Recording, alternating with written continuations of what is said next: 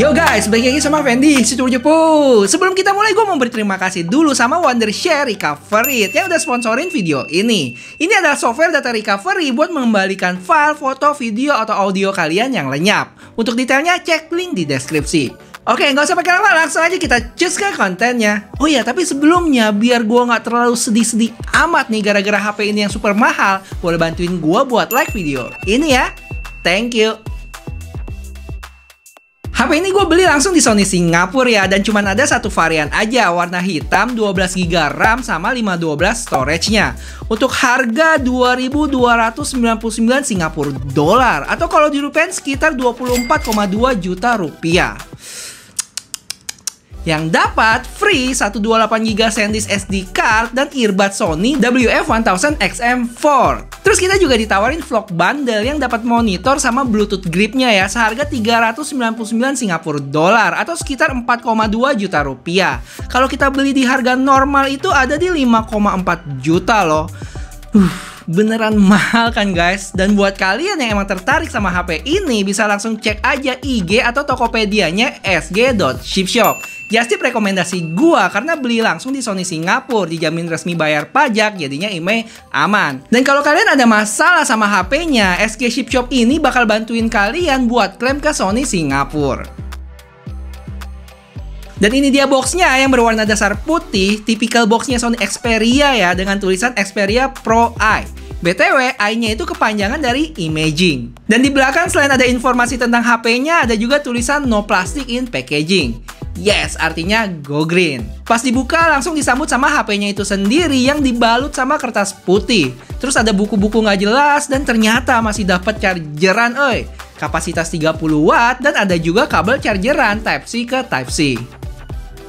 Dan langsung aja kita kletekin pembalutnya. Pas dinyalain langsung disambut sama Android 11 yang diselimuti oleh Xperia UI yang cukup bersih sih, kayak stok Android gitu. Untuk storage-nya gue udah cek kemakan 25,5GB dari total 512. Impresi awal gue pegang HP ini elegan, enak digenggam, dan berasa kegantengan gue bertambah 23% nih.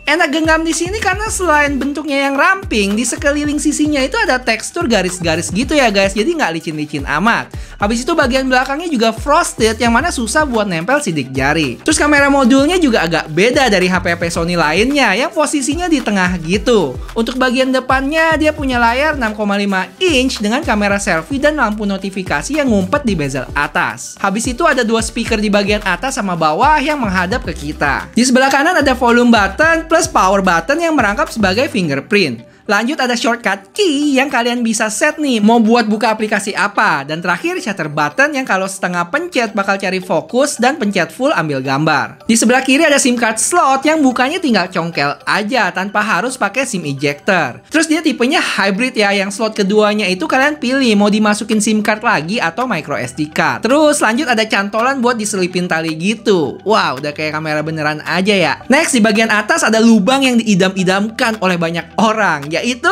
3,5 mili jack yang nggak cuma buat audio tapi buat external mic juga guys. Dan di bawah ada port Type-C. Oh ya, HP ini punya perlindungan Gorilla Glass Victus loh untuk bagian depan, sedangkan bagian belakangnya Gorilla Glass 6 aluminium frame. Terus untuk berat sekitar 211 gram dengan tebal 8,9 mm.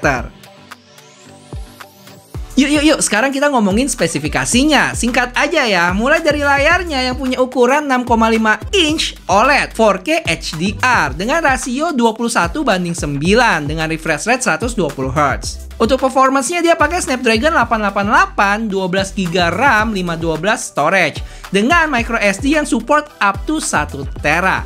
Sekalian kalian bisa lihat nih untuk skor benchmark-nya. Dari sisi baterai, dia punya kapasitas 4500 mAh yang support fast charging 30 watt. Diklaim ke 50% itu selama 30 menit.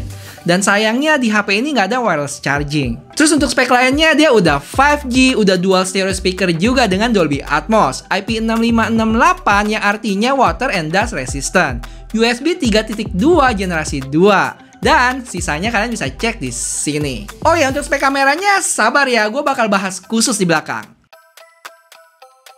Dari sisi kamera, dia punya 3 kamera belakang ya, yang semuanya itu 12 megapiksel. Pertama, jualan utamanya nih, yaitu lensa wide dengan sensor sebesar 1 inch, yang artinya semakin besar sensornya itu natural bokehnya semakin cakep, dan hasil low lightnya juga lebih baik. Sony sendiri pun bilang kalau mereka pakai sensor yang sama dipakai di kamera compactnya RX100 Mark VII. Gile, sensor kamera beneran dipakai ke HP sih, edan. Cuma sayangnya di Xperia ini dia nggak memaksimalkan kemampuan sensor 1 inch-nya ya, yang seharusnya bisa di 20 megapiksel. Justru HP ini malah memilih 12 megapiksel, jadi kayak di crop gitu guys. Dan yang menariknya juga di sini, dia punya dual aperture, yaitu f2.0 dan f4.0.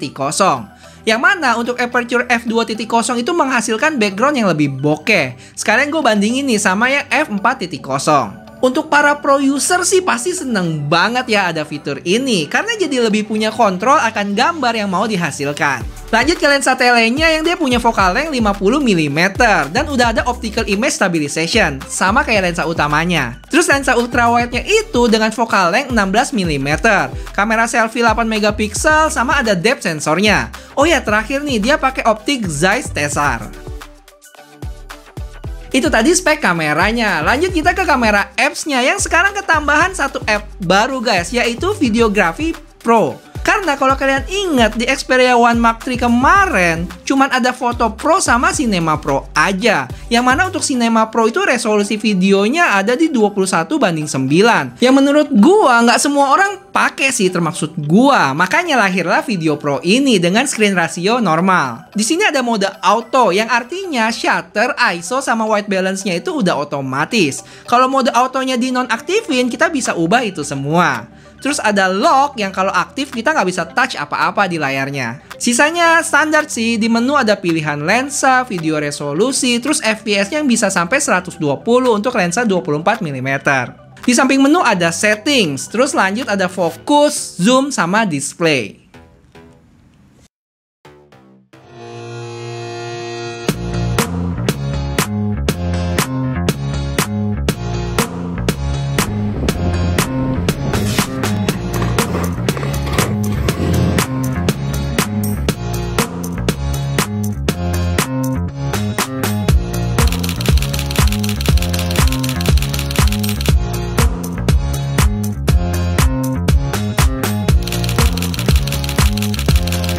Yo guys, sekarang kalian lagi lihat di kamera depannya Xperia Pro I resolusi 1080p 30 fps nih.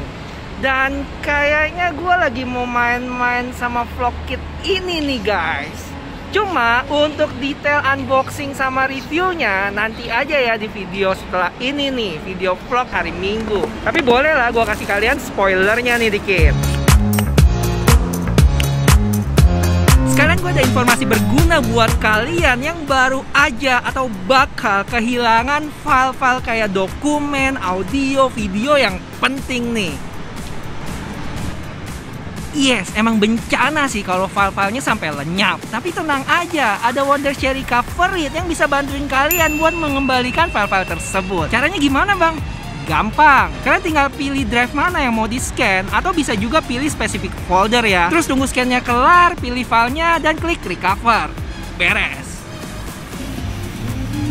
Dan khusus untuk video, dia ada fitur khusus yang namanya Advanced Video Recovery. Jadi dia bisa recover video mulai dari resolusi Ultra HD, 4K sampai 8K loh. Dan bisa dari semua device juga, mau PC, laptop, SSD, hard drive, dan lain-lain. Bisa buat Windows sama Mac juga. Terus gimana kalau udah recover nih, tapi ternyata filenya korup? Jangan sedih kawan, ada juga fitur yang namanya Corrupted Video Repair. Fitur ini bisa benerin video dari berbagai brand kamera ya, kayak Canon, Nikon, Sony, sama GoPro. So, data kalian hilang, langsung aja cek Wondershare Recovery yang udah dipercaya oleh 5 juta pengguna.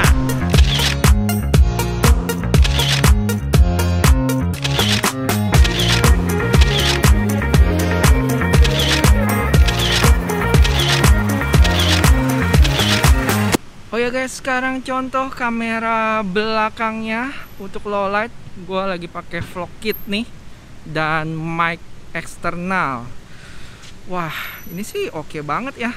Walaupun kelihatan noise-nya, tapi emang ini gelap banget guys. Kita coba stabilisasinya, gue ajak lari dikit. 1, 2, 3. Kalau kamera depan kayaknya gue nggak berani. Coba deh, mau dicoba? Yuk kita coba. Oke, dan sekarang gue pakai kamera depannya dengan mic internalnya dia ya, udah nggak pakai eksternal lagi. Wah, beda jauh ya sama yang tadi. Kita coba stabilisasi. Goyang juga. Pertama, yang kalian mesti tahu kalau jarak pandang Sony lebih luas dibanding iPhone untuk lensa utamanya yang 1x. Terus di foto selanjutnya kalian bisa lihat untuk batang di sebelah kanan detailnya lebih dapat di Sony, sedangkan iPhone cenderung lebih gelap. Dan satu lagi kita turun ke bawah untuk lihat daun-daunnya yang lebih natural di Sony. Di iPhone gue berasa dibikin lebih ngejreng warnanya. Untuk selfie terlihat di sini muka gue lebih halusan di Sony. Untuk iPhone terlihat lebih natural. Lanjut ke foto malam hari, di sini terlihat iPhone lebih ke warm ke kuning-kuningan, sedang Sony cool ke biru-biruan. Untuk foto ini komen gue sama kayak sebelumnya, dimana daunnya iPhone lebih ngejreng, kayak glow in the dark gitu ya, nggak natural. Sama juga di foto ini kelihatan banget. Untuk selfie-nya sayang sekali di Sony, muka gue terlihat kayak lagi sakit kuning gitu guys. Plus tekstur baju gue juga udah nggak dapet, masih lebih baik di iPhone. Lanjut untuk foto batang pohon ini, gue berasa lebih detail di Sony nggak sih? Cuman untuk tulisan belakangnya jelas iPhone lebih clear ya, berkat pemrosesan gambar yang lebih baik di belakang layar. Terakhir, kedua foto ini terlihat sama-sama terang tapi nggak natural. Kondisi malam dan gelap gitu dibikin jadi kayak siang hari. Cuma thanks to manual mode Sony, kalian bisa dapetin hasil foto yang mendekati aslinya. Cuma ya butuh waktu buat setting-setting. So, gimana menurut kalian? HP yang harganya nggak mau kalah dari iPhone 13 Pro Max ini? Kalau menurut gua ya, HP ini sih bukan buat semua orang, tapi sangat menyenangkan buat sebagian orang. Khususnya buat Sony fanboy atau pro user yang butuh kontrol lebih dari gambar yang akan dihasilkan. Apakah kalian setuju? Atau punya pendapat lain? Yuk ramein di kolom komentar. Dan buat kalian yang masih haus sama HP ini, pastiin aja buat subscribe dan nyalain loncengnya biar nggak ketinggalan video-video dari gua. Makasih banyak buat semua supportnya dan sampai ketemu di video selanjutnya. Bye-bye.